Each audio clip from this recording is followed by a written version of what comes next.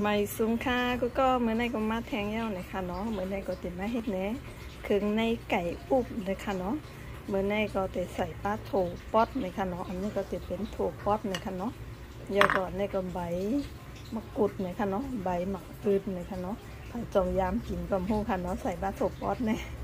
เอากลมยามกินเลยค่ะเนาะอันนี้ก็จะเป็นครั้งแรกว่าโถมันเหลือไว้เลยค่ะเนาะก็หนังได้ใส่ปลาโถเลยค่ะเนาะอันนี้ก็จะเป็นเครื่องมันเลยค่ะเนาะเครื่องอันเขาตำไว้น่ะเนาะก็แต่มีผักหมี่เผือกผักหมี่แหลงแล้วก็หมักพริกในขนมหมักพริกแห้งหรือว่าหมักพริกเขียวหมักพริกแหลงก็อะไรอยู่ในค่ะเนาะอันใส่ไว้ในติเป็นหมักพริกผองในค่ะเนาะแล้วก็มี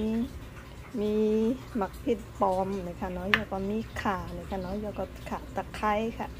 แล้วก็ในก็ติเป็นเครื่องในไก่ในค่ะเนาะเขาก็ล่างไว้แล้วค่ะเนาะกำในเขาก็ติมาอุบกันในค่ะกำในเฮาก็จะเอาเครื่องในเฮาใส่ในหม้อนี่ค่ะเนาะแล้วก็ใส่พริกแกงนี่ค่ะเนาะเครื่องอันเฮาตำไว้ค่ะเนาะใส่ค่ะ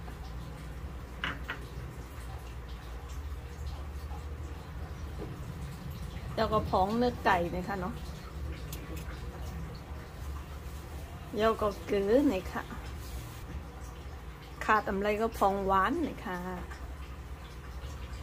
แล้วก็ใส่น้ำมันหอยอีกหนึ่งค่ะ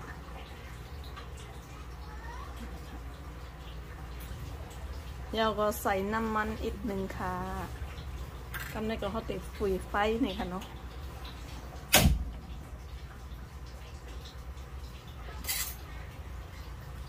แล้วก็โคตรให้มันเข้ากันเลยค่ะ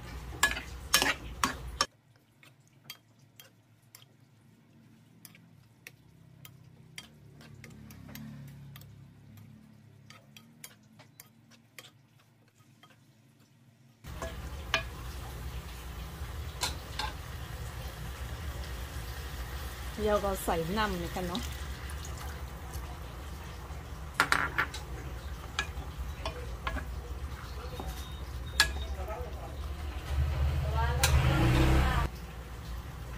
กำลังก็ปิดฝาอุบไว้กำหนึ่งค่ะหลังจากเขาอุบยาวมันก็ซุกเยอะเลยค่ะเนาะกำลังเขาก็ติมาใส่โถกันค่ะอันนี้ก็ซุกเยอะเลยค่ะเนาะอุบไว้หมอก15 นาทีเลยค่ะแล้วเราใส่โถแล้วก็หมักไว้มะกรูดเลยค่ะเนาะจ้องเจอไว้หมักอื่นเมื่อเขากับหูค่ะเนาะไว้มะกรูดนะ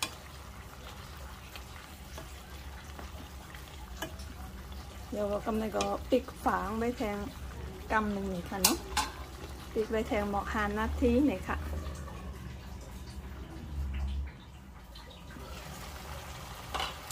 เอาค่ะในโถเขาก็ซุกยาวเนี่ยกำลังเขาก็ตีปิดไฟยาวเนี่ยค่ะเนาะบ่งเลยยาวเนี่ยค่ะเนาะซุกยาวเขาก็ไม่กินข้าวไรยาวเนี่ยค่ะ